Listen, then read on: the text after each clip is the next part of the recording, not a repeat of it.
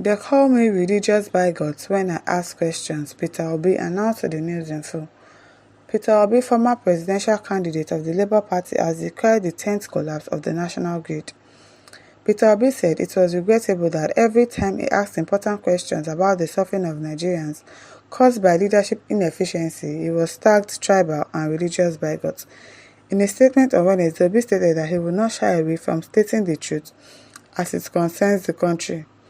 He noted that the constant collapse of the national grid was avoidable and should be worked on. Again yesterday, Tuesday, the now regular news came that the national grid has collapsed again. Just a few days ago, on the 25th of October, South Africa, that was the second largest economy in Africa, behind Nigeria until recently, with a quarter of our population, celebrated 7 months of uninterrupted power supply. Before we have that one in this country, it go take.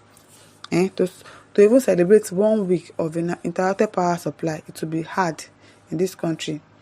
South Africa generates and distributes about 40,000 megawatts of electricity, while Nigeria struggles to generate and distribute just 10% of that. Yet, despite this stark disparity, Nigerians continue to endure daily power outages.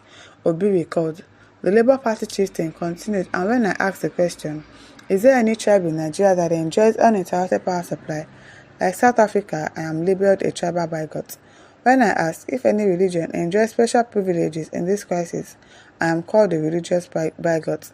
But I will continue to speak the truth about our situation today. The fact remains that we are all suffering equally from this failure.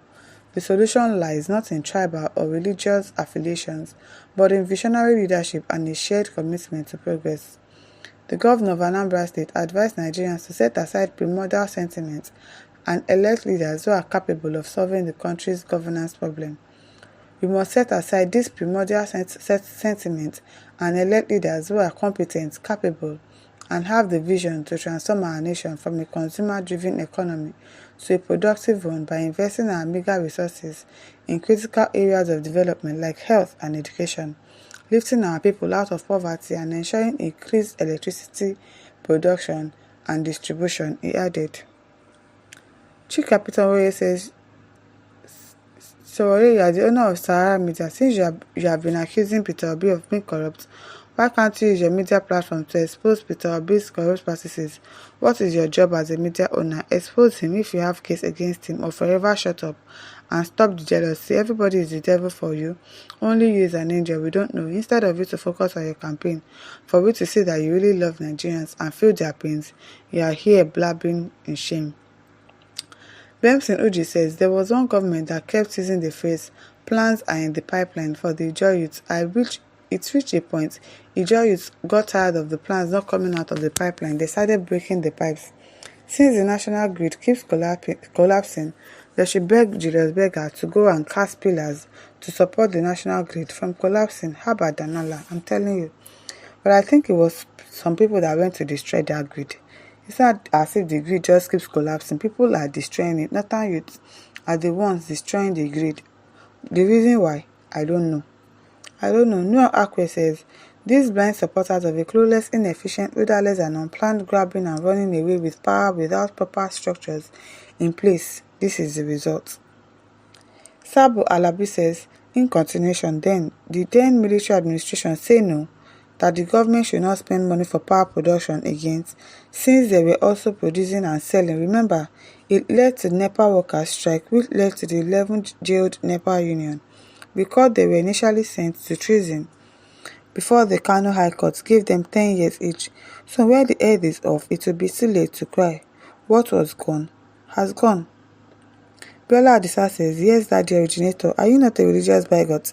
Did you not visit big churches to canvass for Christian votes? Did you not say this is a religious war and so on? Sabo Alabi says, in continuation, from inception from all the government, system, administration, both political and military, never see the need for the substantive electricity supply for the country's operation, both for human supply and industries. The highest supply capacity ever produced in Nigeria was 8,500 megawatts in 1982. Recall in 1993 when NEPA workers asked the government to look into increased power supply system productions in the country, and the then military administrative government said no. Adeni Ademola says, are you not what people called you? It is you that gave the name people called you, so stop pretending. When you are governing Anambra, you brought enemies among churches, and the records are there. When you are campaigning in 2023, you keep going to the same church for votes. And now you said it again, to turn video night in church to night shifts. If you become president, so why are you crying on what people called you? Mohammed Kabir says we must face the fact at all times. So far that we have the fear of the Almighty Allah, the emphasis should be a president that can deliver, whether he campaigned in the mosque or in the church, or in the market or schools is nobody's business. After all, these places I mentioned are gatherings of fellow citizens. The fact remains that Peter Obi Datti have all it takes to turn around things in this country. They are exposed and they have integrity, which stands as a very good landmark for a good leader. Apart from this talk that Peter Obi has said, he's a very good candidate, but now I don't know. So many people are already fighting him for what he has said, and I doubt if they are going to vote for him come 2024. Some people will still do, but at least with this, he already has people. He already has enemies. Felix Ayade says this guy will never admit whenever he is wrong. Tinubu at least will cancel some order of policy if the people complain about it. This one believes he is perfect. Eze Nelson says, please don't start talking too much. Exactly, he really needs to calm down. He really needs to calm down, and he should make himself scarce. That people will be asking, oh yeah, where is Peter Obi? And then he will come out and talk. But now he should stop going up and down to podcast or whatever it is that they call it. You should stop talking too much. Olusegun Bola says, honestly, how I wish our Saint Obi will become the president just to see the miracles he will perform to solve all the problems of Nigeria. He keeps criticizing. Indirectly, you are creating a massive tax for yourself, all because you want to be the next president. Once you get there, excuses will start.